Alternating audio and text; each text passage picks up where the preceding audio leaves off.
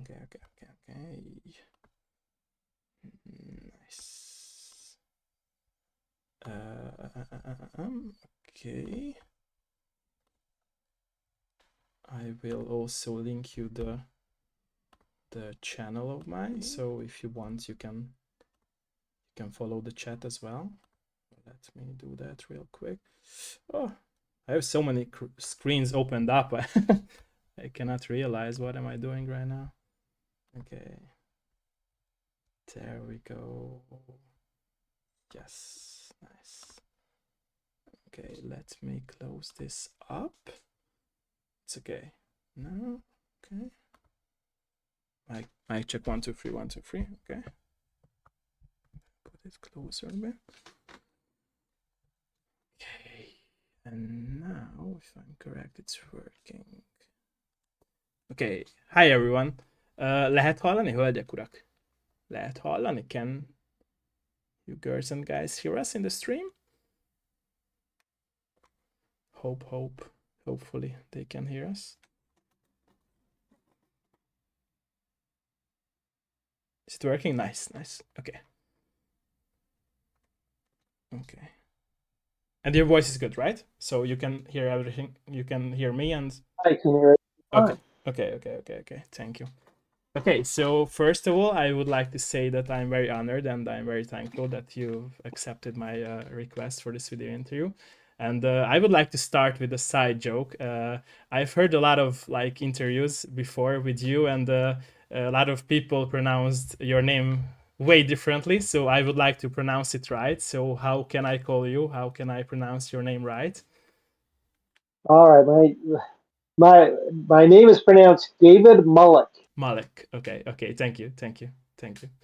Okay, so like I'm always saying, Dev Life was started like a lot of months ago, and my goal is with Dev Life to, close the gap between players and developers, and I would like to show people, players, gamers out there everywhere globally that they should see that there are actual humans who are making these games, developing these games, and all the hateful speech out there on all these games are not worth it, because it's humans who are making these forms of art, and that's my goal, to actually show them that they're, like I said before, real human beings developing these beautiful games.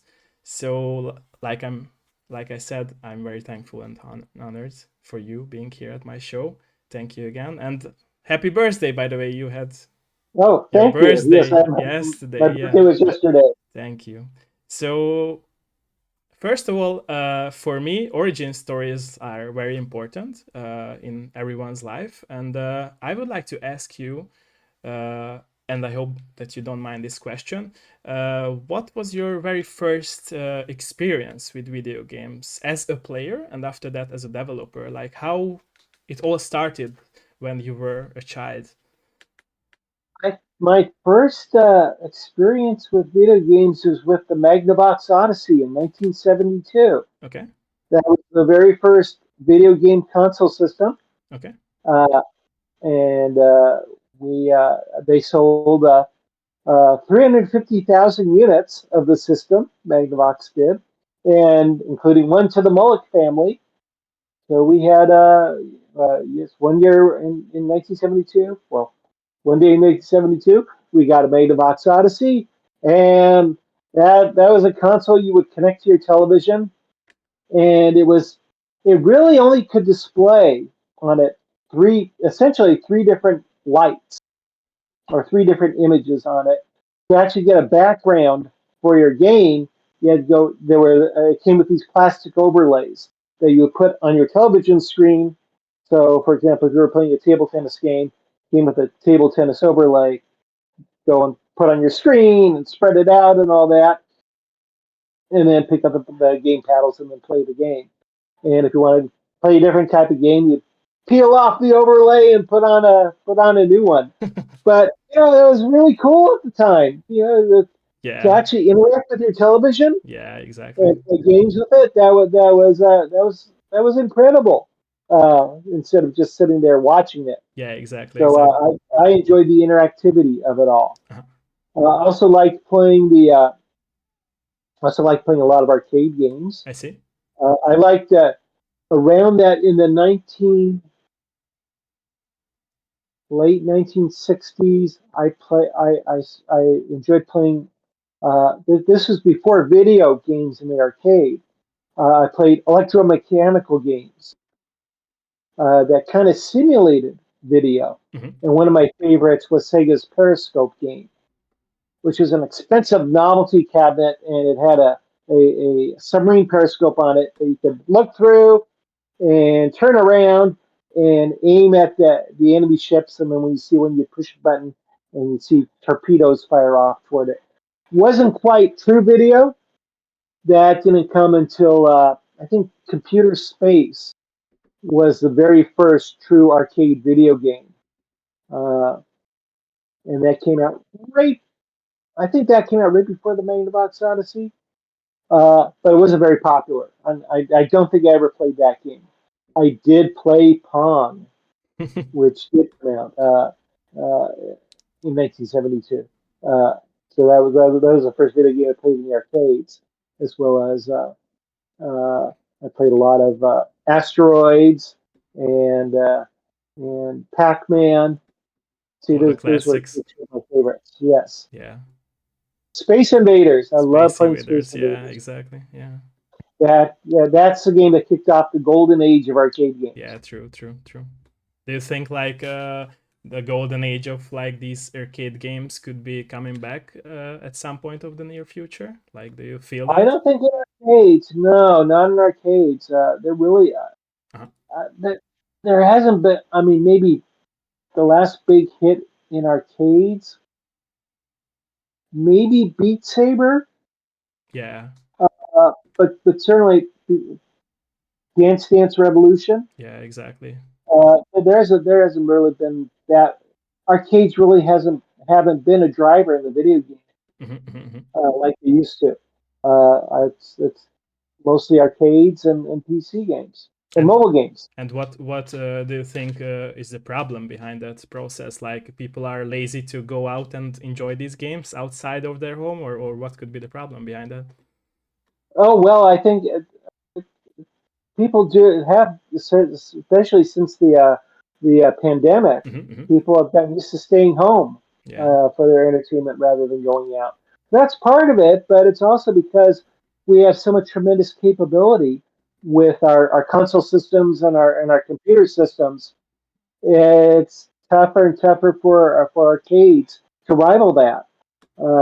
I mean, they can provide arcades can provide virtual reality experiences and Mhm, augmented reality experiences and motion cabinets to try to attract people. But in terms of just the breadth of and variety of games out there available, it's if you want variety, you want to go pick and choose the type of game you want to play. You're going to have a lot more options with your computer or your mhm, console mhm, mhm. rather than arcades. I see. I see. Okay, let's go back to the past. And my question would be that you talked about like the origin of how you met video games, and um, were there any other kids who played video games? Like, could you share your passion about video games with others at that time? Maybe a little bit with my brothers, I but see. that was about it. None of my friends really hung out at arcades very much. I see. Uh, yeah, most of I mostly went to the movies with my friends when I was growing up.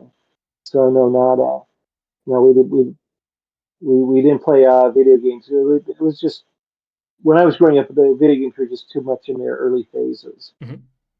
And how did you find out your passion, your drive about like making, wants to develop and see behind the screen of the games? Like, what was the first you know light in your mind that you want to make games, or you want to focus on Well, making yeah, games? because I really originally wanted to be either a writer or an artist or a Oh, filmmaker. okay.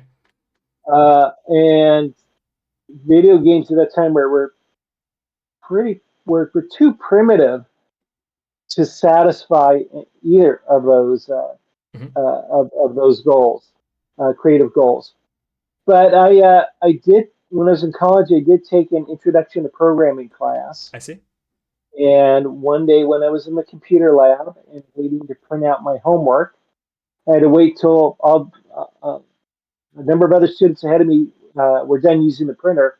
So I'm waiting and waiting and waiting, and while I was waiting, I started making a Star Trek game, Oh, okay. and so So you're a big so Star Trek it fan then, was a, I'm guessing. yeah, it was a strategy space combat game. I see. And so I started just started making this game, and it just all of a sudden occurred to me that a player playing a game was like the protagonist of their own story, Hmm. Hmm. and they were making the decisions that affected the outcome of that story. Hmm. So that got me excited about the idea of interactive fiction, I see. and I immediately went and changed my major to computer science Nice. uh, once I had that realization. So that's really the moment that did it. Was just I see. sitting there playing around with the computer, waiting to do my homework. Uh, when it suddenly struck me what potential there was in computers as I a see. storytelling device. Okay. And you talked about writing books and making movies. Have you made any movie or have you written any book before your video game career or after that? Like, have you tried No, not yourself really. in this? I did write a chapter for a book on gamification Okay. about 10 years ago. And I made an interactive movie game Okay. called Noir. In fact, here, I had it on my shelf here. Oh, nice. This wasn't a very popular game, but Nice. this was a film noir game, a mystery game, The classic in PC which boxes. we had actors on set, Nice. and so as you played the game, these video clips would play, I see. advancing the story.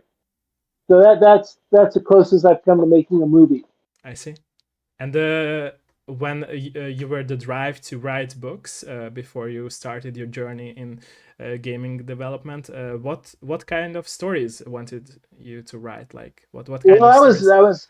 yeah, I was a big Star Trek fan Okay, when I was a teenager and in my college years.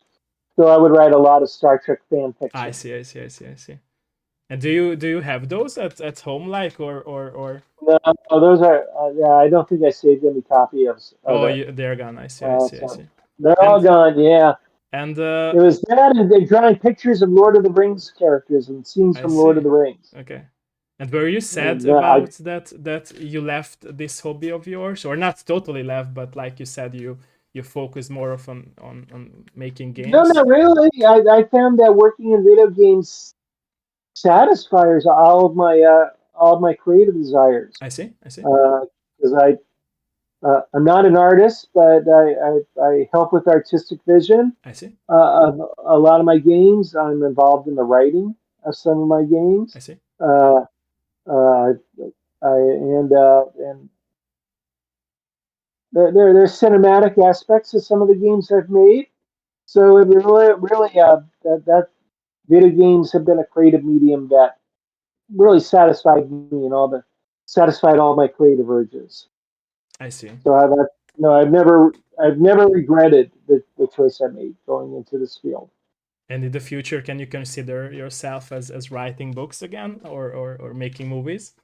Yeah, my wife keeps telling me I should be writing a book, and in fact, one of the things I'm doing now. I'm teaching a class on video game history I see. with another teacher, and we couldn't find a textbook that we really liked, so I wound up writing all the course material. Oh, And nice. so my fellow teacher keeps telling me I should be writing a book on video game history.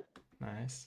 So people tell me I should be writing books, and maybe one day I will. Nice. We hope so. We hope so. You mentioned like teaching the video game history. Do you think like as with teaching video game history, like kids can evolve their creative mind and stay true to their creative mind and not losing creativity at all? Because I feel like these days schools are so strict that a lot of kids, when they grow up, they lose their creativity at all or almost at all.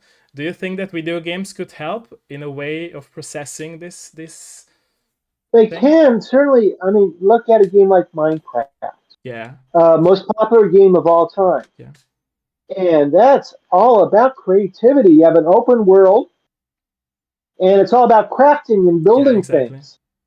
It is a exercise in creativity.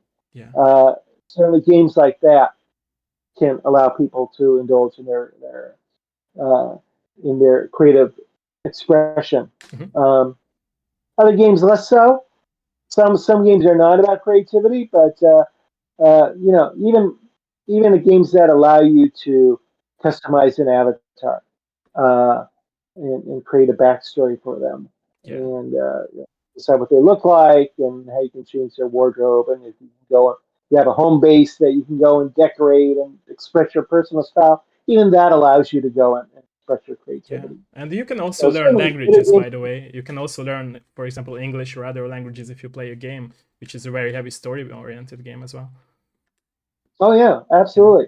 Or just interacting with other players. yeah, yeah. My son was a big Minecraft fan for a Nice. while, and he created his own Minecraft server, Oh, nice, and he'd be playing with other kids from around the world. nice. They And can so, learn to how to cooperate and how to communicate with others, how to yes, help others. Yeah, it's like a psychological thing. absolutely. Yeah, exactly. Yeah, yeah. Okay. So again, going back to your origin story, my question would be also that how did your parents was about that you want to make games? How did they reflect it to that of your decision? Oh, they thought I was wasting my time. They Okay, thought okay, they thought it was just a silly pursuit. I see, Uh, I think they would have much preferred for me to use my computer science degree I see, to be involved in business or engineering. I see, Uh, uh, Eventually, though, my stepmother, she saw one of the articles that have been, or one of the interviews that have been written to me in a magazine. She finally admitted that she was wrong for being worried about me and my career choice. So, And when was the uh, time that they realized that you can actually like make it happen in the industry? Like what was that point in your oh, life? I think it was like 20 years ago, I guess. But I'd already been pretty successful by then. I see. They just didn't realize it. I see. I see. Okay. And you were talking about your son. Is I am guessing that he's a big gamer as well, just like you. And how do you see him experiencing these new types of games? Like, did you wanted him to teach to respect older games as well, or did you let him to play only these days games, or what was the plan? Or He, I have no plan. He oh, plays whatever no plan. games he wants to Oh, okay, play. okay, okay, okay. Uh, that's his thing. Oh, I see. I see. I see. I'm Okay. not involved with that at all. I see. Okay, okay. But would you like him like to know about the past years of games like you played or not at all? But certainly, I would like that, but I'm not gonna. Um, that's for him to develop an interest in. I see. If he does, I'll be happy to tell him all about the history of video games. I see. But I don't think he's very interested. I see. Okay, okay. Okay, so let's talk about games. What is the biggest game you worked on and what is that game that you are most proud that you worked on of all the games that Uh, you made or you took part in it? Biggest, yeah, biggest in terms of impact and what I'm most proud of worked on would be Heroes of Might and Magic 3. I see. Okay. Because one, that was a game that it had the least amount of problems developing it. It was just a real pleasure to work on, I see. uh, and it came out closest to what the original vision was. So we didn't have to make any compromises along the way. And I am still astounded that people played it, Yeah. are still Even continuing to play it. nowadays. Yeah. Like 26 years after it was Yeah, released. exactly. I just can't believe that. So yeah, that's the game I'm most proud of I see. for that reason. And what do you think is the idea, or not the idea, the method behind to make a game which will last centuries and people will remember and newcomers will play as well and say that, oh, it's a great game. What's the recipe behind these methods? If I knew what the recipe was, I'd be a billionaire by now. It's Be yeah. very rich. Uh, I uh, I don't think there is a recipe I for it. see. I see. Uh, because even if I told you exactly what But what do what you we do, think made and Heroes 3 that special? What in your opinion? Not just as a developer mind, but as a player mind. Like if you think of a player's mind, what is so special about Heroes 3? Because I love, like I well, said, I love it, but we were lucky enough to be working on a sequel to Heroes of Might and Magic 2, okay. which already was a very successful, well, very, very much beloved game. Hmm.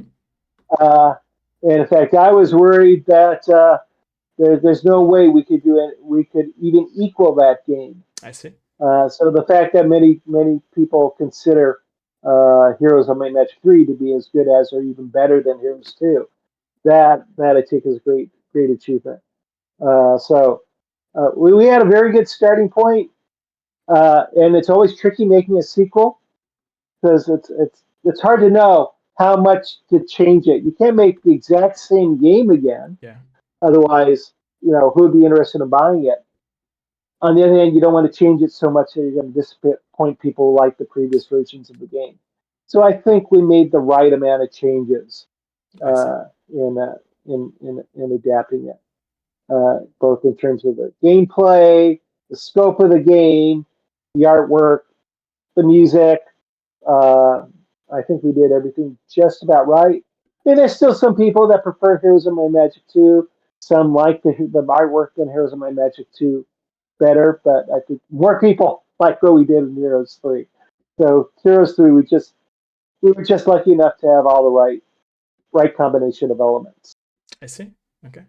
And you were talking about that everything was fine during the process of making the game and the original thoughts about making Heroes 3. What was the hardest to make a video game in your life? Like when you realized that it's very your opinion is very other than the other Oh, developers. yeah, Like yeah. The hardest one was Vampire the Masquerade okay, Bloodlines. That was easily the most difficult game I've ever worked on, and there were reasons for that. It was because mainly because we were using the game engine, the source game engine that Valve was developing for Half-Life 2. okay, Uh, and the problem was that every time Valve made a change to the engine, it would cause a lot of the code that Trick Games, the I developer, see, had written to stop working. So the poor developer was constantly having to uh, revise the code. I see, And I don't know, I made a couple of trips up to Valve, asking them, please, please, please stop making changes to your engine. But of course, they want to make the best engine they could, yeah, and so that was their priority. So we suffered as a result. I see, So that yeah, we're using someone else's technology that was still in development, made it very difficult.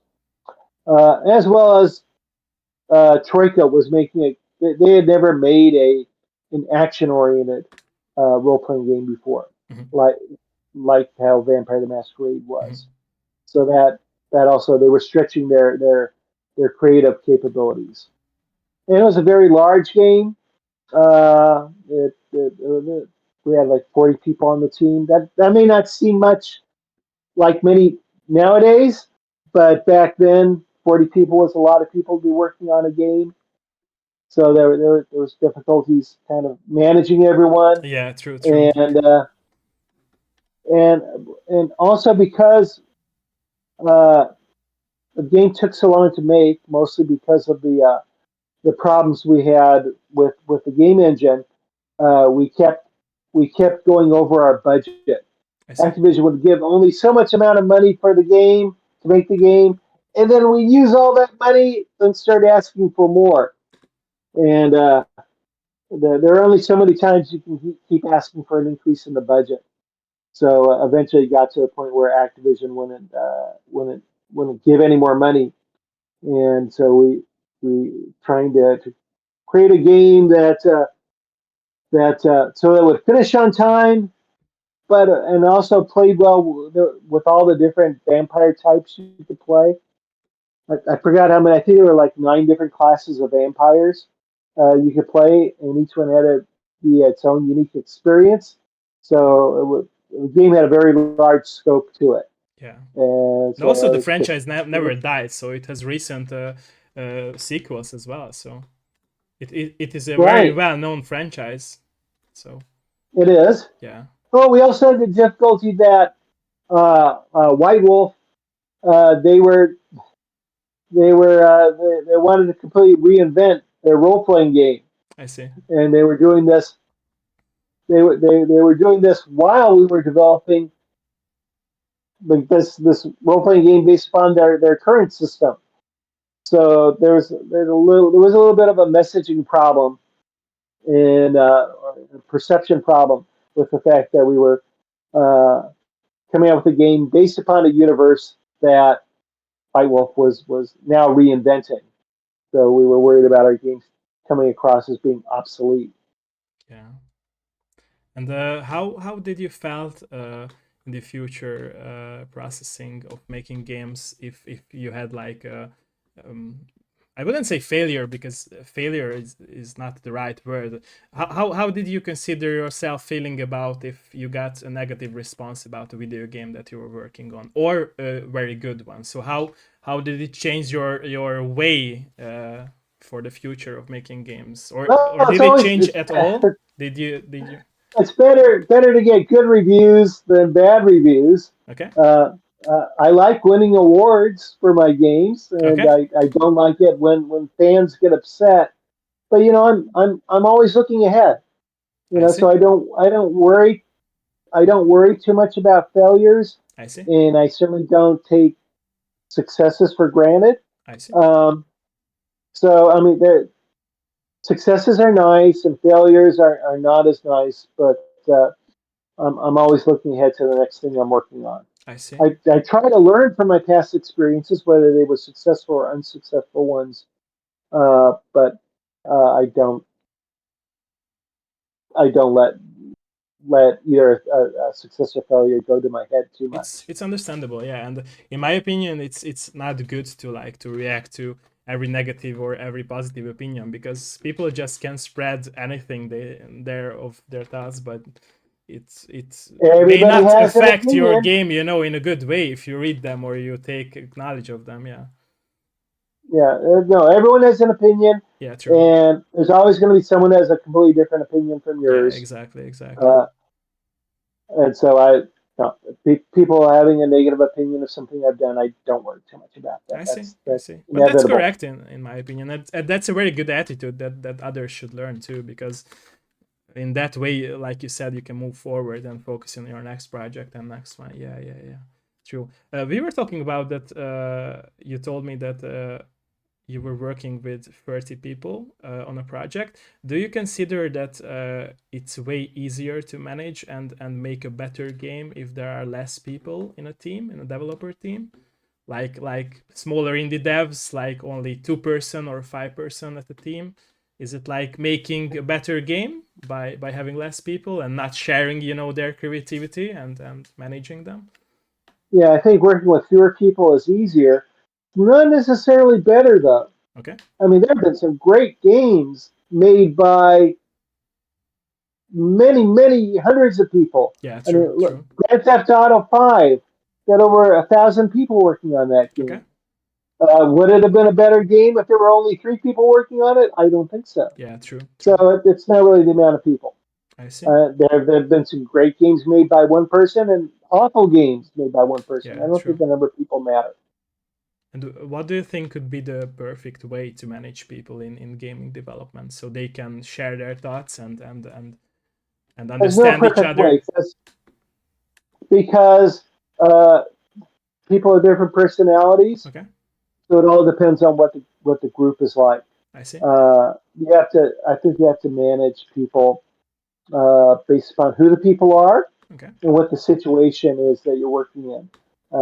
So it's, I'd say, rather than there being one recipe, I think it's more you have to pay attention to what other people think and how they feel and what motivates them, and adapt your management strategy accordingly. So you try to get the best results from people. I see. And do you think that these very big companies has a very hard time on finding the right people that share the same thoughts Oh, it about always games, is. or Yes, sure, especially that is one problem with having a large staff of people. Not everybody on the team is going to share the same Mhm, vision and mhm. have the same attitude. Not everyone's going to have the same level of skills Yeah, uh, on the project. So yeah, it does. Having a consistent tone and consistent quality does get more difficult with the more people you add mhm. to the project. Um, but if you want to make big projects, you need a lot of different people. Yeah, exactly. Okay. And we were also talking about the money behind making these games. Do you think like uh, um, some companies could have been done better games if they have had the right amount of money, like with the help of the publishers? Or do you know some examples from your experience? Have Oh you seen well, yeah. experiences where developers did not have enough money that but they made a great game? With Vampire the Masquerade Bloodlines, if we had 2 weeks more, Okay, 2 weeks more of funding, it would have been a vastly better launch okay, than we had. Uh, there were so many bugs we could have fixed with I just see. 2 more weeks. That's not a Yeah, lot to ask. solid. So yeah, but you always still you need to manage the scope to fit within the amount of budget you have. I see. So giving more money isn't always the answer. I mean, there are probably some developers that if they were given an unlimited amount of time and money, they would never finish their game. I see. So Okay. in some ways, having a having a limited amount of time and money to work on a game forces you to uh, Yeah, to complete it. in a position to complete it. That's Yeah. probably the hardest part of any developing any game is actually completing the game, uh, completing successfully. That that's difficult. So more money isn't always the answer. Sometimes it is, but not always. Yeah. Yeah, there's an example of Hellblade because I remember seeing all these devlogs of Hellblade developers, and they always stated that if they had the right amount of money from Sony, that they would achieve a higher level. But Hellblade still achieved a very high level in gaming industry. Like everyone who played that game is waiting for the second part of it. So it's, in my opinion, it's a very good example for that they didn't have the right amount of donations or money from the publisher. And yeah, still a great game. So yeah, yeah, exactly. And if you have more money, yeah, you can always make the game bigger. You can always improve the Yeah, quality, but but it doesn't matter. It will be greater or yeah, yeah. I mean, sometimes you get to a point of diminishing returns where, yeah, you get more money in, but the difference in quality or the difference in scope really, it really doesn't matter in terms of the player experience. Yeah, because it can Uh, change the original plan where you wanted to go with the game. In my opinion. yeah, Yeah. Okay. yeah. Sometimes you can make a game just too unwieldy. You can put in too much into it so that it the game can become more of a chore to play than an entertaining experience. Some games are best played in short bursts rather than being things you're going to spend 500 plus hours on. I see. Okay. And do you think that's because people are very rushing their life. That's why you're saying that, or why do you saying that? Why do you think about that? Some people are. Some people are very rushed. That's one good thing about like mobile games, I see. uh, where you can play. Whenever you have some free time. I see. That's good. But also there are people that a lot of gamers that do devote a lot of time playing certain games. So there's room for both. There are rooms for the short, simple games and the deep, uh, broad, big universe, lots to explore type of games. I see. I see. Yeah. And as a player, what type of games have you played nowadays, or have you still playing games, or just reading about them? I find, yeah, I find harder and harder to find time to play I games. see. The older I get, because there's just too many other things competing for my attention. I see. I'm actually still waiting to play Baldur's Gate 3. Oh, nice. That's on the top of my list of games to play. So that hopefully sometime this summer I'll actually get a chance to start on it. Nice. Uh, most other most other games I only play a little bit. I'm a judge in a lot of competitions. I'm a judge for uh, the Serious Games Conference and a judge for the Games for Change Student Challenge. So there's a lot of games I only play for maybe an hour or so I because see. I'm looking at each game and seeing how they do, and then I have students that I teach to develop games, so I spend time playing their games as well. So there, probably there's a lot of games I play a little bit of, and not as many games that I can really sink my teeth into as I much as see. I like. But I'm still waiting. Hoping I want to do the Baldur's Gate 3 and Spider-Man 2. Those are Spider-Man two 2. games Okay, nice, nice. on my list And what are the that I want to genres play. that you are most excited about, or were most excited about in video Oh, games, our role-playing role games and playing games? I see. strategy games I see. have always been my favorite genres. I see. And have you ever wanted to like again to make a new game of yours, or are you planning to make a new game of yours, If like a very someone own wants to game? pay me to make a game, I would love to make another game. I see. That's always the challenge is getting I the see. money to do it.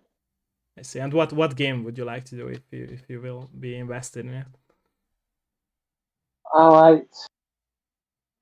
I don't think I've been given a choice about what game to make Okay. uh, in like 40 years. Almost every game I've ever made was somebody else's idea. Okay. I see. So the only when I was an indie game developer did I come up with my own ideas for making games. But why? But Uh, why? Were you afraid of making your own game, or you no, just did not want it to no, make? no. That's because usually people pay you to make their ideas. Oh, okay. Okay. I mean, I worked on a lot of movie Okay. adaptations, uh, adaptations of stories like I Have the Mouth and I'm the Scream. Worked on a lot of sequels to games, and various working on various franchises. So in all those cases, I'm working on somebody else's idea. I see. That's And that's what I get paid to do. was there an example of when you had way other like thoughts of or creative thoughts of for the plan to that not share the same uh road with or Oh, way with I've been the devil hired. other developers? Yeah, well, I've been hired to work on games where I looked at the plan and said there's no way they're going to complete it on time, I see. uh, given where they're at now and where they hope to complete it. Uh, I've more disagreed with the development strategy I see. than I have with the basic idea. Because really, you can take almost any premise, and there's some way to make it successful. Uh, but yeah, I have joined in projects that have already gotten started, and there are times where I've wanted to take it in a different direction, I see. but that's not necessarily what I was hired to do. I see. And what have you felt at that point? Like you wanted to quit, or you just let them do their way, and you weren't mad about it, or how did you I'm a felt? professional. No, I'm a professional. So if somebody hires me to fulfill a particular vision of a game, Okay, I'm going to try to fulfill their vision the best way I I see. can. Okay, okay. And you never like wanted to move to a different way. Like there wasn't any time then in your life that you Yeah, quite said that often. okay, let's do it in another way because it won't succeed, in my opinion. I don't like. I certainly don't like working on a project that I don't think is going to succeed. Okay, Um, but yeah, even then, sometimes I can't convince the people I'm working for that they're, they're pursuing an unsuccessful plan. Uh, I see. yeah, that's always tough to do when I'm following a plan I don't believe in. But in terms of a game idea, I have worked on some ideas that worked on some games where I wasn't really thrilled with the idea, but I still tried to make it the best game I could. I see. Okay. And you were talking about teaching others for gaming history and programming. What's your goal with that? Yeah, do you feel like you are like helping this generation to improve themselves, and do you want them to make games, or they just want to learn programming and that's all, or how do you see your students in the near future? Yeah, Like, I don't teach game programming. oh, I okay, teach game design. oh, the game design, okay, Yeah, and they all want to be game designers, okay, and because I teach at the college level, okay, so the students I teach want to be professional game designers. I see, So that's what I try to teach them to be professional game designers and to know what it's really like to develop games in a professional setting. Um, and that often means you don't get to do what you want to do.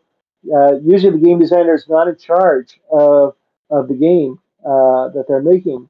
Uh, Often, it's a producer or a project manager or the owner of the company that's really in charge of the game I see. overall. So, the game designer is a way as I said before, fulfill their vision in the best way possible. And do you mentor them if they start their career, or how does it work? Once they started their career, uh, so I usually know they go off and they follow their own path I see. once they graduate. Were there times where you were very sad about someone that wasn't like succeeding that you wanted to, or even very happy? The other Yeah, part. I'm no, I'm always sad when somebody has a hard time succeeding. I see. I see. Okay. And what was the best advices that you gave for someone and it worked out? Like, what or any advice that you like told somebody, even if it wasn't a student, like how they should start, like with what I don't know, knowledge or vision, if they would like to be a game designer. Well, first, if they want to be a game designer, uh, first thing is that game designer is not the same as being a game player.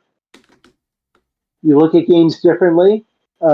You don't spend all your time playing games because actually making games is hard work, and it doesn't actually get fun until you.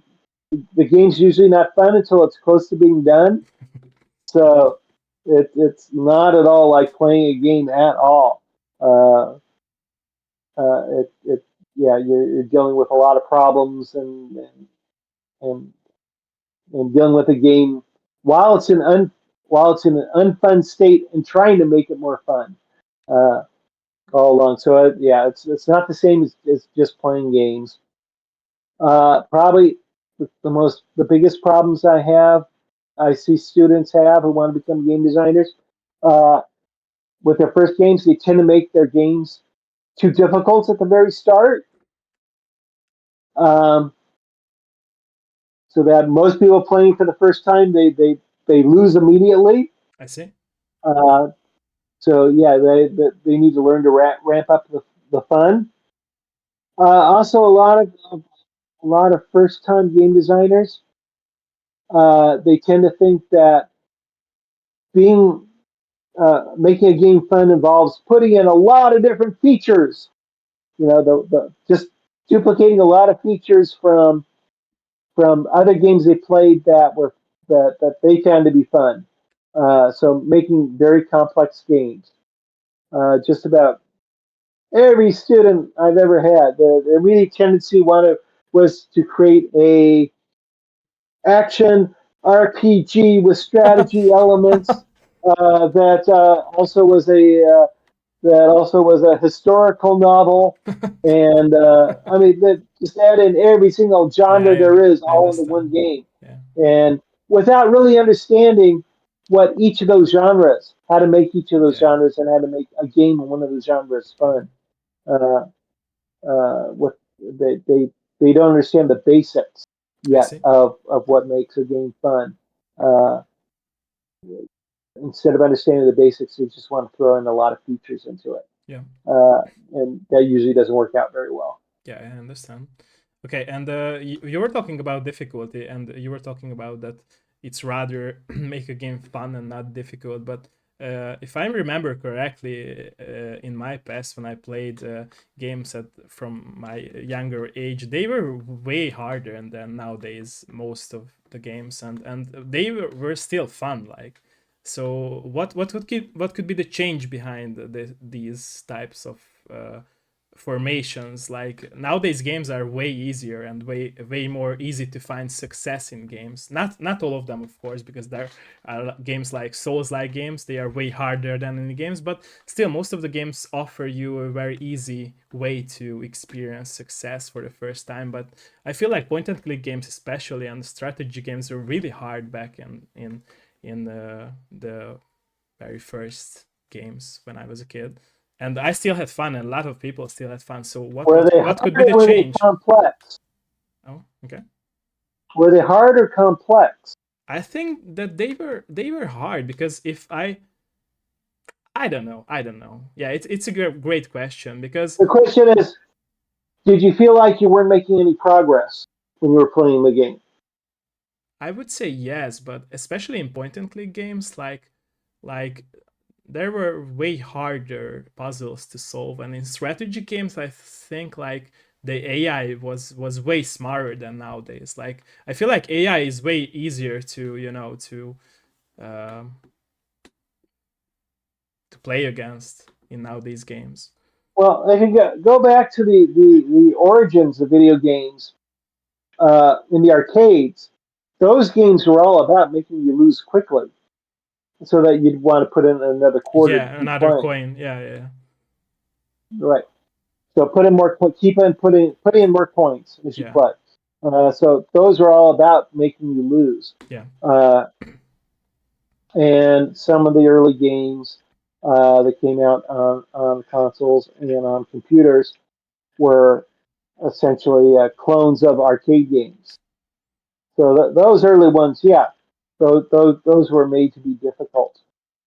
But as we get a broader and broader audience, more and more people playing it, you have a broader range of player types.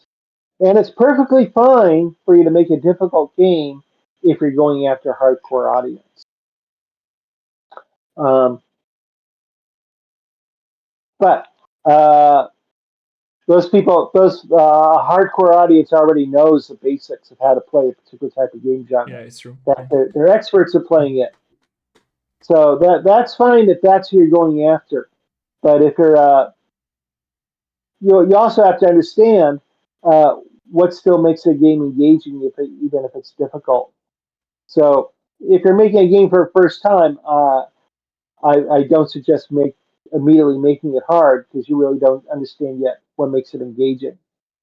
What makes people still want to play it even though it's hard. okay. And what do you think? Like I mentioned, Souls games, Souls like games, even Elden Ring, which won the game of the year. What do you think was the idea behind Elden Ring that made people wants to play it again and again and again, and they got even addicted to that game? Like, what's the idea behind that? Like, how could the game be so successful with being so hard?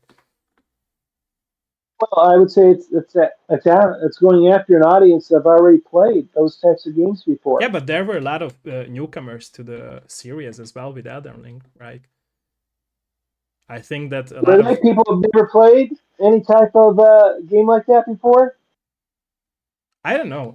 In my opinion, as for me, I played all the Souls games, so I had experience in Souls games, and I wanted to play Elden Ring as well. But I met so many people around the internet and throughout my friendships as well who said that they never played any Souls-like games, and they said that they got it, like I said before, addicted to Elden Ring because they saw something very beautiful in that game and the beauty of like not succeeding at the first time but trying again and again and again.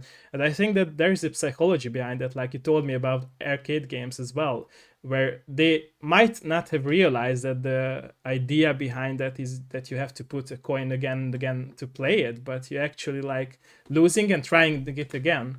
And I think Yeah, that well, a trick in it for games like that is you have to make the player still has to perceive that it's possible I see, to win, I see, and they have to be able to have a sense that there is a different strategy they can try, or if only they got their timing just right, they could have done it. I As see, long as they have a perception that it's possible, then then they can then they're willing to keep at it, and still even losing must somehow be engaging in some way. I see, Uh, there's got to be something about either the environment or the actual mechanic of playing that's engaging enough to make people want to continue playing, even if they're not making progress yet. I see. And as for Heroes 3, what was the idea behind making the game harder or not that hard? Like, how did you find it for the first time where you were making Heroes 3?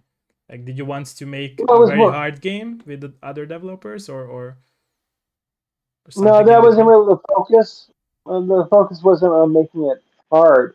Uh, we added we went from 6 towns to 8 towns. I see. We went from Heroes 2 to Heroes 3. So it was actually more about making it more complex I see. than making it more hard, I see. and and still maintaining the balance of the game, even though we were adding many more elements to it. Okay. And what was your favorite part about working on Heroes 3? I haven't asked that. Oh my! Well, my favorite part about working at Heroes 3 was working with my team. It Okay. was a great group of people, Okay. and I think we enjoyed working with each other. Okay. So that was the best part of it. Do you still connect with them like on a weekly or Yep. monthly base? Nice. Or Boy, not not not that. not nearly that frequently, I see. but every once in a while, Nice. I get in touch with a lot of people that worked on Heroes 3. I see. And how can you see Heroes franchise in the future? Like, do you see any sequel coming out in the future, or it will never happen? Oh, I'm sure there'll be more sequels. There's certainly fan mods that continue to come out. There's a Heroes 3 board game.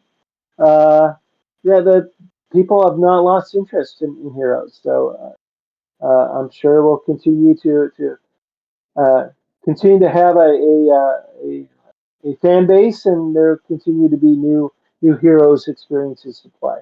I see.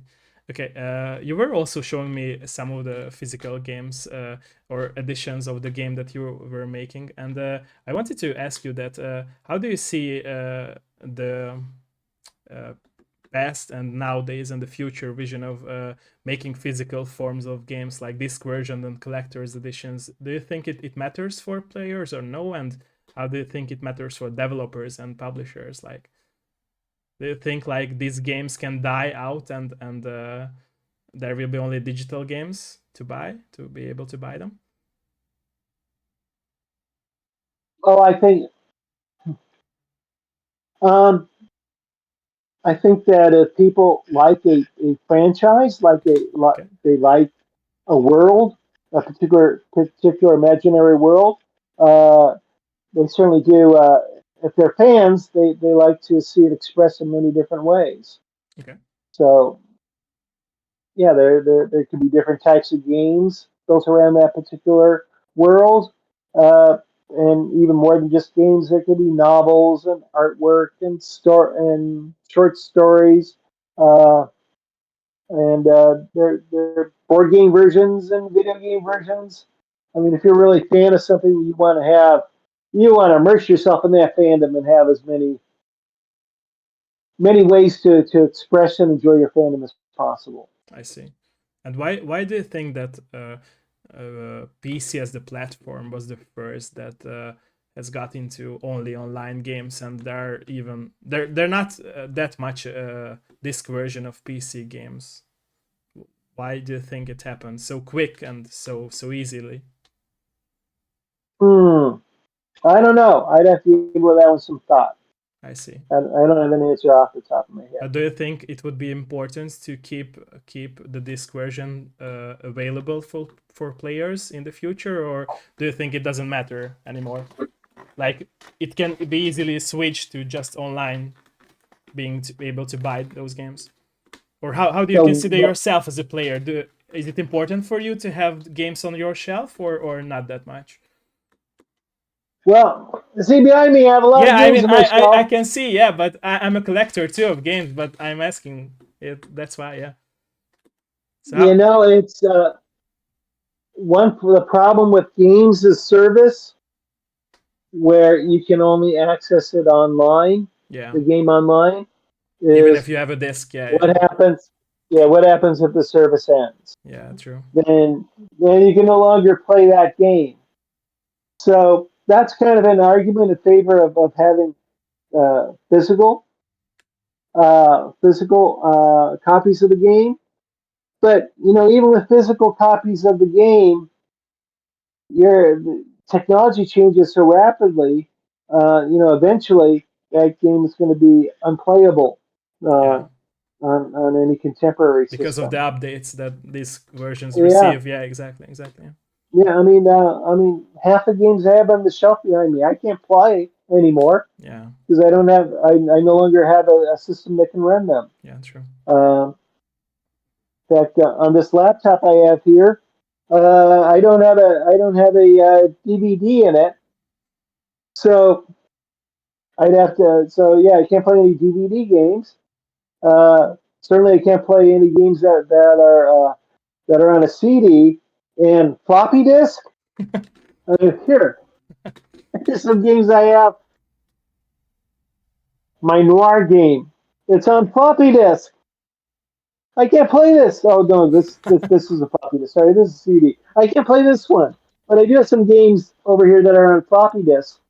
Uh, and yeah, I can't play them anymore. I can Yeah, only look at them and remember what it was like to play those games. yeah, yeah. But I feel like a lot of people, even newcomers to like gaming, are learning to accept retro, and they are more into retro than I think that everyone would believe that they will. So I'm not sure why, but it's happening, and I think like the retro is having a golden era again, in my opinion. A lot of genres too, like I mentioned, point and click games.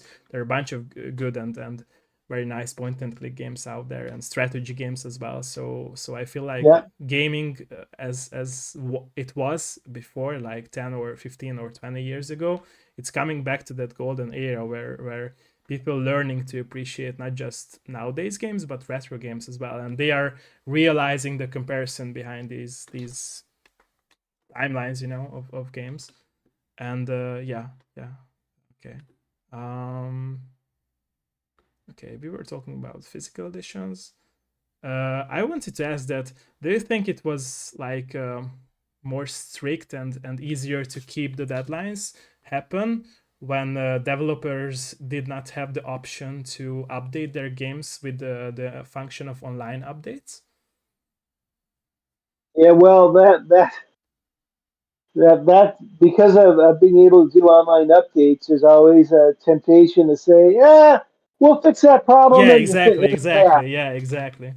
So you're more likely to let problems go. Yeah, It was very different from the days when when you were making cartridge games, and you made the game, and that had to get going and burned into firmware and put into a cartridge to be made in Japan and then shipped Yeah, you couldn't to say that I will wherever it was fix it being sent. later. Yeah, you couldn't fix it later. So you had to be much more careful Yeah, uh, back in the days where you couldn't make any updates. yeah. Uh, so and that can be a problem if you're a little bit too casual about it now. That you can have updates and patches. Do you There's think just that's the yeah main reason that most of big companies or smaller companies got a bit, if you can say, lazier about it? it makes it a lot easy to be lazy. Yeah.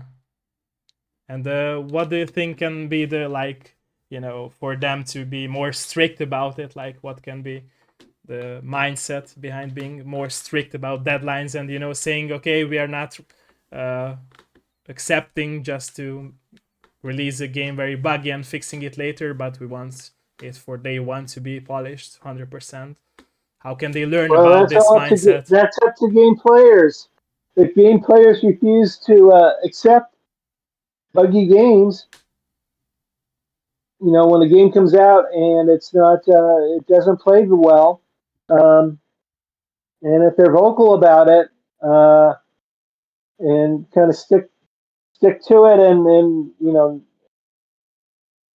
not simply wait for the patch to come out, eventually uh, publishers will have to listen to them.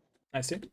And do you think that it is okay that a lot of people just hate on the games and shame on the games because of all the bugs out there, or what do you think? Do you think that players should appreciate games more even with bugs, like, or how do you see that? I don't see any reason why players should tolerate bugs. Okay, Uh, if you pay money for a game, you have a certain expectation of quality. okay, Uh, that being said, games are really hard to make, and it's they're tough to balance and they're tough to make bug free. So, on one hand, a I don't think players I think players are right to protest games that come out completely buggy. okay. On the other hand, they should be more tolerant of the Yeah, occasional bug in a game, the yeah, one that doesn't, exactly. Yeah, because a game that has, appears only that only happens in very rare circumstances, yeah, or really doesn't affect the gameplay all that much. That's kind of inevitable. If you have a very large game, it's inevitable there'll be some bugs in it. But if it's something very basic to the game, and the game's really not playable upon launch, that I don't think they have a right to protest. yeah. It's weird because like I remember when Cyberpunk came out, everyone or almost everyone hated on the game, and it was very funny when the developers almost like polished the game, and this TV show or Netflix series came out. Everyone suddenly who saw the series started to play the game, even that they hated the game before. And for me, it's like very weird to see that so much hate going on the internet, and sometimes I feel like I were discussing it with others as well. I feel like a lot of people who play these games are not into games that much than hardcore gamers used to be. I always say that they are trend gamers, because they don't have that much time to exactly enjoy and play games. And because they have real life issues, they go into the game and they probably won't tolerate that much of these bugs because they sit down to play games in a very stressed way, because they, like I said, they have real life issues or problems. And I think that could be the case as well. What do you think about that? I think they're you can take fans and divide them into two categories. They're the type of fan that are very supportive of whatever there is that they're a fan of. So I see. let's say they're a fan of a particular game genre. I see. Then they're very supportive of the developer, and they're very supportive of the publisher, and they're always positive. But then there's the type of fan, the other type, they're always going to be very negative I see. and will complain about everything and tell the publisher developer, "You're no good, you're terrible." But that's so different from sports fans. Yeah, true. They'll get it's they're sports fans that absolutely love their teams, and they're sports fans. They're fans of the team, but they're always angry with their team, no matter how well they do. So I don't think it's all that different with games. I see. So that there being two types of fans: the positive fan and the negative fan. Um, Do you think it should be but somewhere in the middle? I think there's room for everything. Yeah. Um, you can have some people that are in the middle, some people that are very positive, and some people that are very Do you negative. think we That's could okay. we could teach the next generation or What what is a problem though on the internet? There are groups of people that just like being disruptive and like to provoke other people, Mhm. and who are very rude, and some who are even hateful. Yeah. Um, and they're hateful to other fans. They're hateful to other people, and that's where it becomes a problem. Um, I'm actually more concerned about players who who are mean spirited to other players than they are to being mean spirited to the game developers. I mean, no, I don't want them to be mean spirited game developers, but the people that are that are disrespectful to other players, I think are even worse. Yeah, true. That's more of a concern to me. Yeah, but the sad thing about is that I think that those people who are not respecting like developers' work at any way, they can like change for a verse of the developer's future because like through my experience of gaming and reviewing games, I saw a lot of hate trains which went through a lot of developers, and because of that developers changed their entire plan of making a game or even shut down their whole company, and that's a very Yeah, bad thing to see. that's happened to me when we made an expansion to Heroes of Might and Magic 3 called that was going to be the Forge Town, I in see. which we introduced science fiction elements I see. into Heroes of Might and Magic. Uh, and when fans first saw the artwork for that, oh, they got very upset. They immediately formed a boycott of our game. With that, really, within 2 days of us doing the initial artwork, I they see. they formed a boycott, and I think they were they were too reactive, because I think they would have been happy with what we would have done, but uh, the extremely negative reaction caused us to change our plans. But that was really the worst thing about it.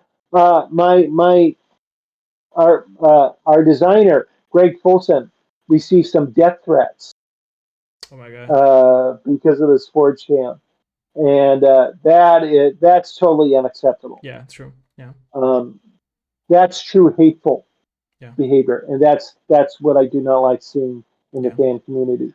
It's okay for fans to say we don't like this, or fans to say do better. But when they get to the point of saying we hate you, you're terrible, and we want to kill you, that's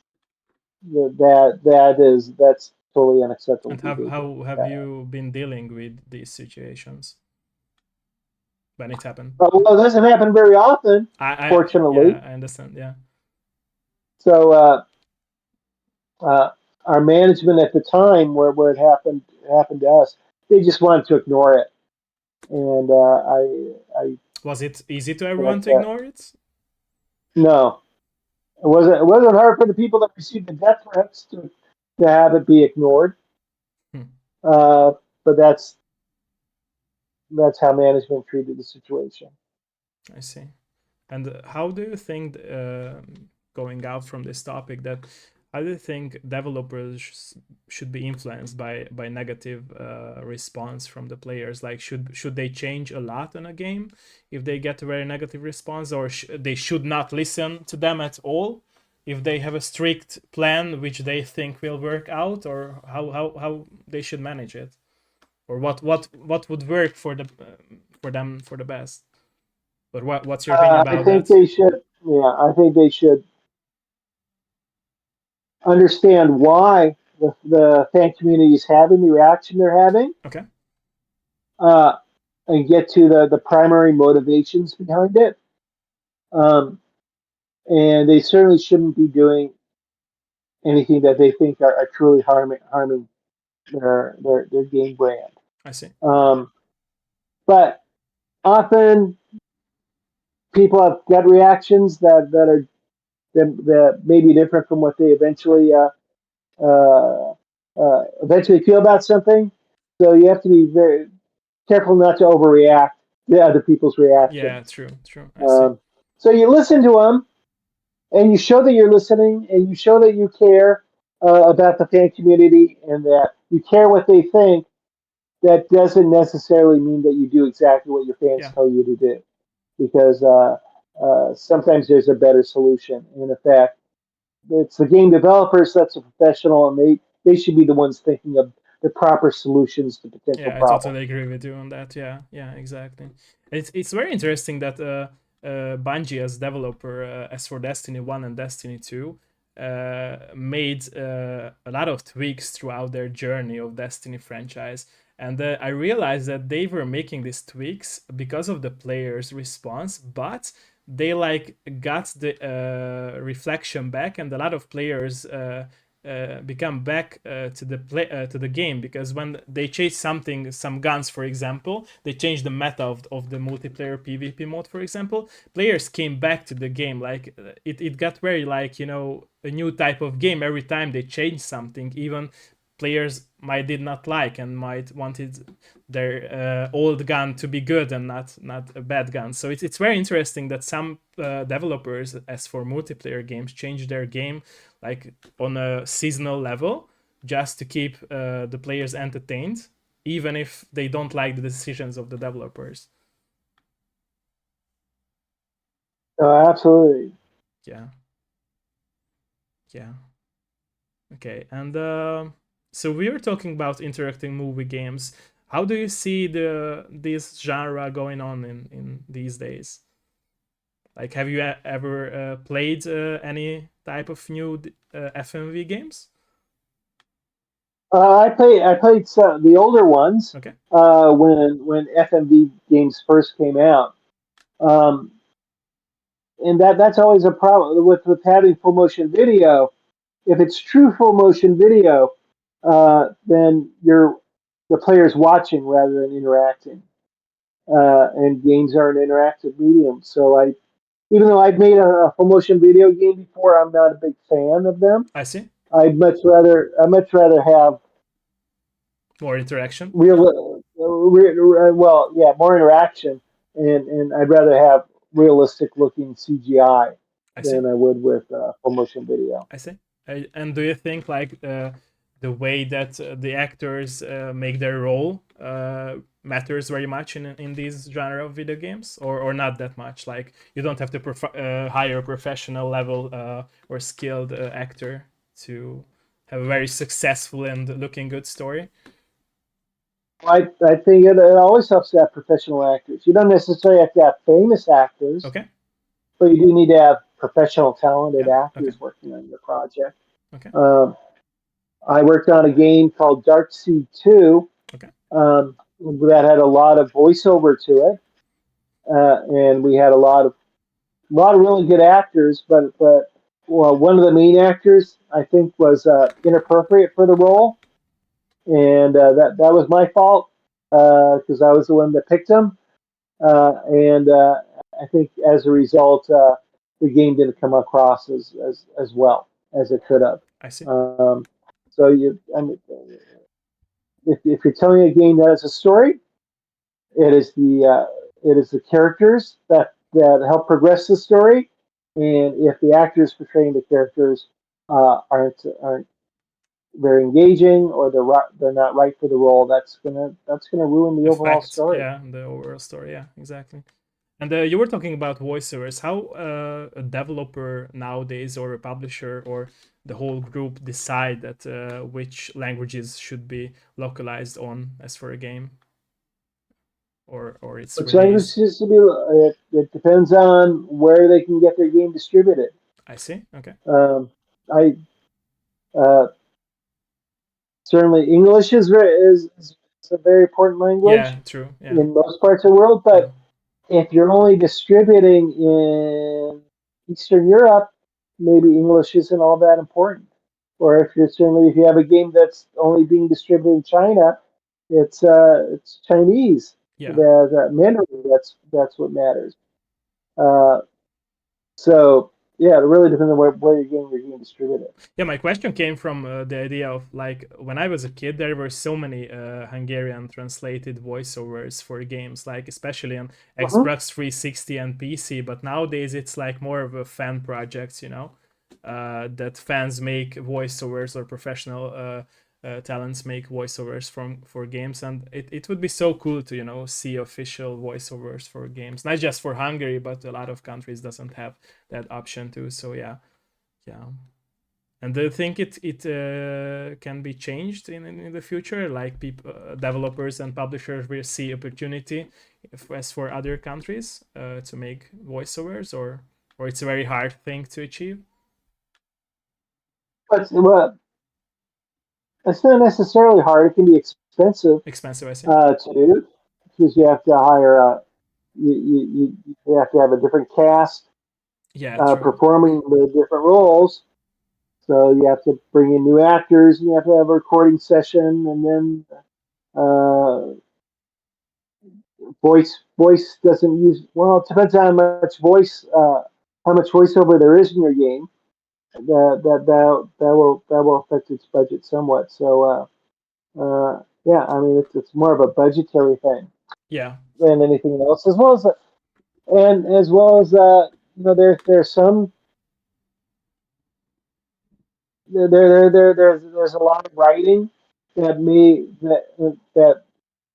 there may be some dialogue that makes sense in one language that may be harder to convert over to a different language. So you have to be some attention has to be paid to writing well for that for a different geographic region. Um, yeah, certainly having multiple languages does have its complexities you have to deal with. yeah, I agree with you. Yeah. And it's interesting that, like I said before, that a lot of countries now have fans making like voiceovers for the game, and it's very good to see Hmm. that actually a lot of people care about it. In my opinion, we also talked about with you about Baldur's Gate 3. That I feel like if Baldur's Gate would be released in other languages as well, it could make way more audience, to play actually the game, because there are a lot of people in Europe, for example, who doesn't speak English or write in English very well, and they could understand the deeper level of these stories in their own language. So I think that companies could have that mindset as well, in my opinion, at least, that they can reach to a wider audience by making localizations for I would say smaller countries. So yeah, yeah. Okay, so you were talking about movies and books as well. What was your favorite book that you have read and influenced your whole journey throughout your career of making games? Oh, that would be the Lord of the Rings. Lord of the That Rings. that's Okay. my favorite book Have you of worked all on a time. Lord of the Rings game, by the way? No, never. Did you I, want it I, to? I, I yeah, I interviewed to be a producer on Lord of the Rings Oh, Online, nice. but it would require for me to move to the East Coast of the United States, and I didn't want to do that. I see. I see. So, I see. I see. I see. that's too But hey, bad. That's maybe in the annoying. future you will make your own game. Maybe, and you could make Maybe a you never Lord of know. the Rings game. Yeah. Okay. Okay. Is there anything that you would like to talk about? Any interesting thing that you would like to mention or we haven't discussed? Well, I'll tell you, it was Star Trek that was that got me really actually got me propelled me into the game industry. Okay. And there was only one time where I ever worked on a Star Trek game, and that was when I worked at Activision. Oh yeah, And you told me about in the the, Budapest. Yeah, yes, yeah, yeah, the developer was in Budapest. yeah. Digital Reality, I think, was the developer name. How did you like our Uh, country? I loved it. Nice. I didn't get to see much beyond I see. the area around the river in Was Budapest. it your only time that you ever visited Hungary before, or Yeah, that was the only time. But I see. I made two trips, two 1 week trips I see. during that time. Uh, but I did enjoy my time in Hungary Nice. very much. And you were saying that you are a big Star Trek fan. What's your favorite Star Trek game of all time? Like, because there are so many types of genres that had Star Trek games in. So what's your favorite one to go that you would say that it's my best choice? Um,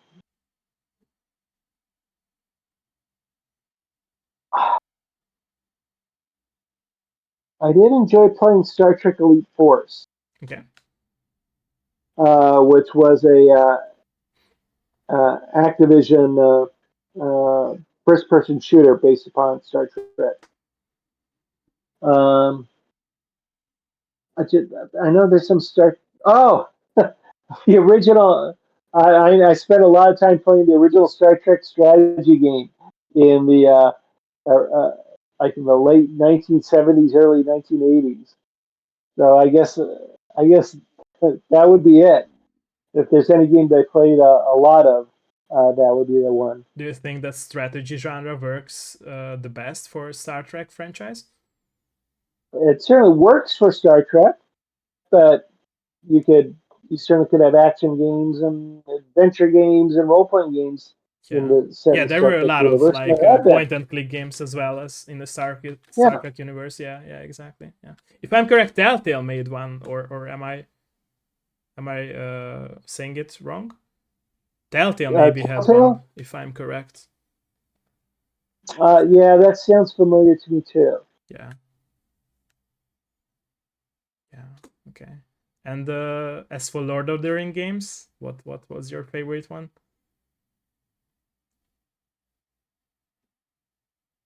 Um, Played some bad ones. Uh, Electronic Arts made some interesting movie related ones. Probably Middle Earth Online. Have you played the strategy There's, games as well? There were like, if I'm correct, two big ones: Middle Earth 1 and 2. I played analog strategy games. I see. Uh, uh, in fact, I have a couple, I see. but I don't think I played any strategy video games. I see. Okay.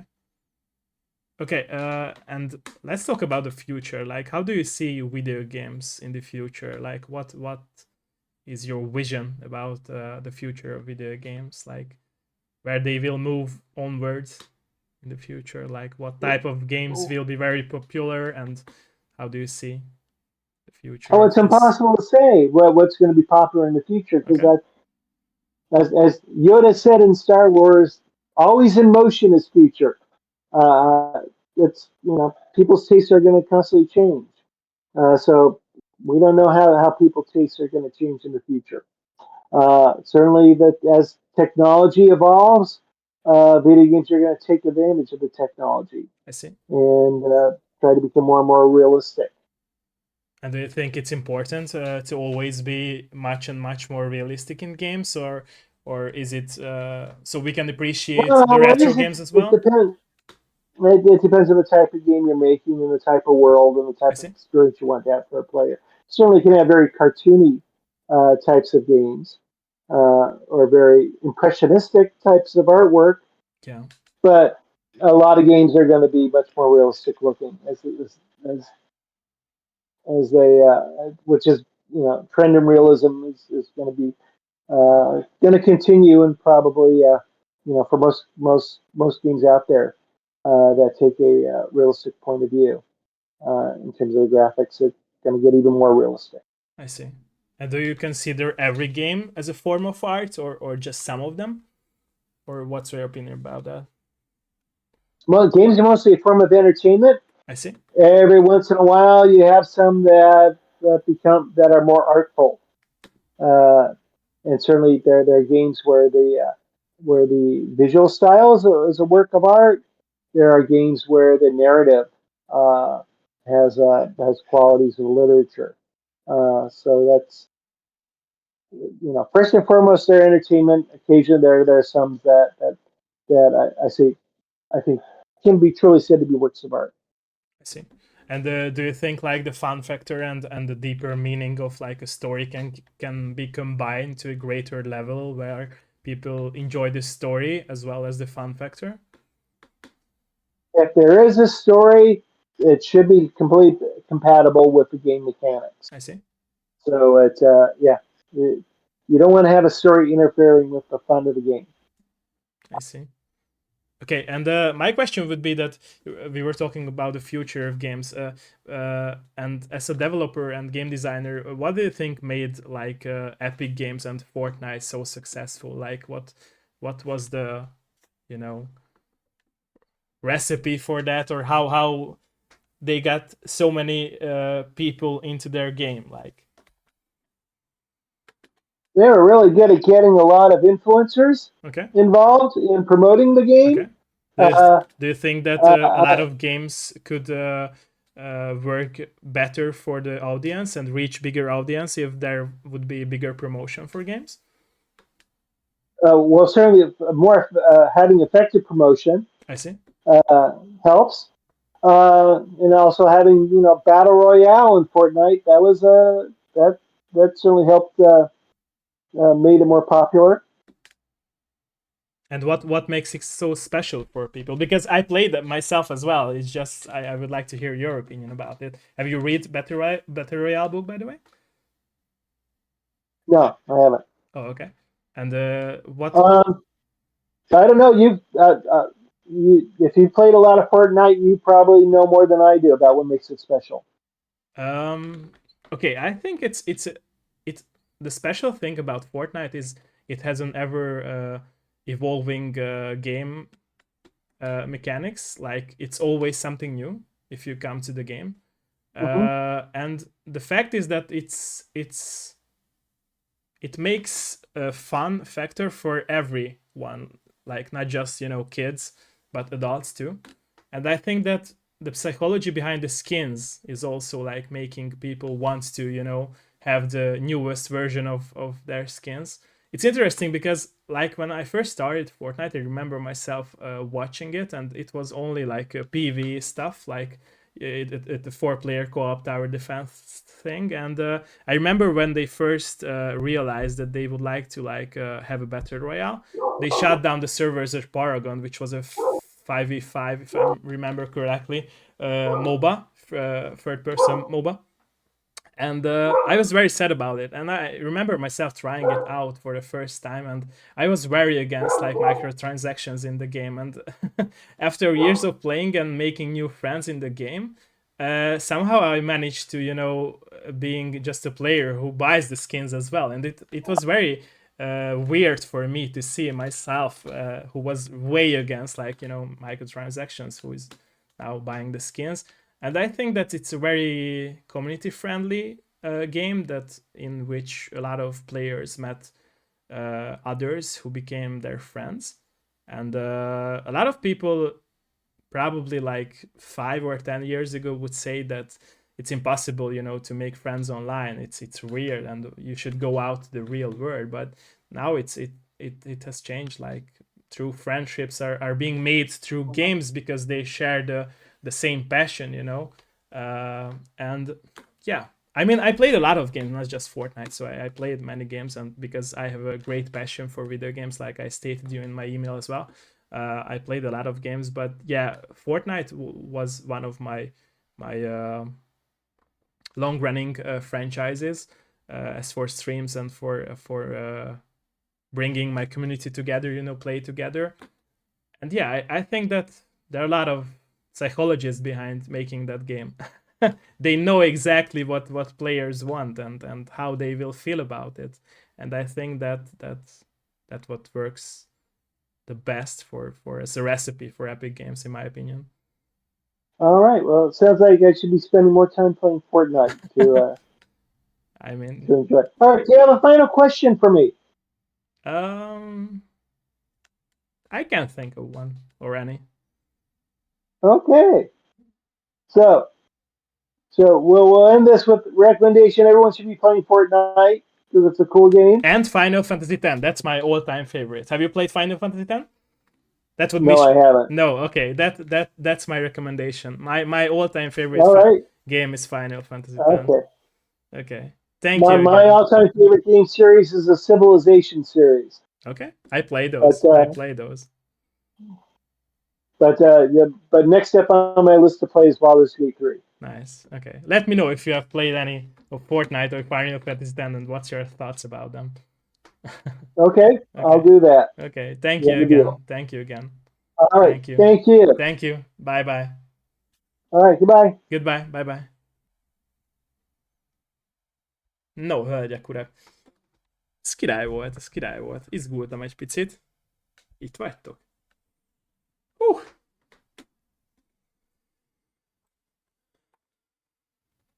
Hú, hát rendesen azért izgultam. Király volt. Királyságos volt. Ennyi volt. 1 óra 31, az igen. Remélem, hogy egyébként azért nem mutattam. Szegény. Erre a végén már láttam, hogy nagyon izgett, mozgott, de jó. Ja. Jó. Hát remélem, hogy tetszett, ebből is lesz majd egy vágott verzió egyébként. And yeah, thanks everyone for being here. I will be making an edited version of this interview as well. Nagyon be lehetett hallani a dörgést egyébként.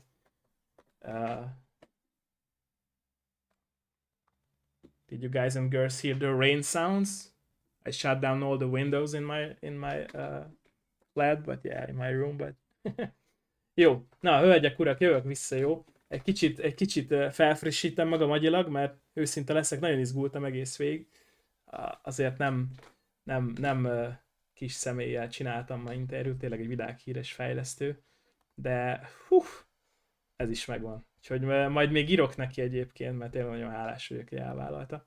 Úgyhogy jó, kis hype, multiversus, na multiversus infók, igen? Na mindjárt ránézek egyébként, várjál, multiversus info. Ügyes voltam? Hát remélem egyébként, hogy nem untattam. Én egy picit őszinte leszek, úgy érzem, hogy egy picit szerintem untattam őt, vagy nem tudom. Meg nyilván nem tökéletes az angol beszédben, mert hiába írásban jól megy, de... Aha, Banana Guard, igen, látom. Tehát hiába az angolom írásban jó, de az a baj, hogy szóban nem gyakorlok annyit, hogy főleg, hogyha izgulok. Látom, itt van az új karakter, igen, ezt megnézem. Jó, hát attól függetlenül remélem, hogy tetszett egyébként. Remélem egyébként, hogy ő is élvezte. Ön kettős érzésem van őszintén, szóval egy picit azt érzem, hogy a vége fele már úgy feltartottam, meg hát nem tudom. De remélem egyébként, remélem, hogy azért ő is élvezte, meg hogy azért ő is megnézi majd az edited verziót. Jó. Annyi, amennyit leszűrtem, hogy mindenféleképpen még többet kell majd készülnem tényleg a beszéd részre, mert az a baj, hogyha izgulok, rohadtul nem találom a szavakat, a szókincsem ilyenkor teljesen összetörik, úgyhogy ja. De jó, mindenféleképpen akkor folytköv. Ezután mi lesz? Megnézem multiversus videókat. Legyen az, hogy megnézem multiversus videókat, jó? Úgyhogy mindjárt átsetapolom magam a PC-n, és akkor megnézzük a multiversus videókat, meg kell a promó, így van. Nektek tetszett egyébként? Látom, hogy egész sokan itt voltatok. Mi történt? Miért zárult be? Na megyek, jó? Mindjárt jövök vissza, hölgyek, urak. Mindjárt jövök vissza.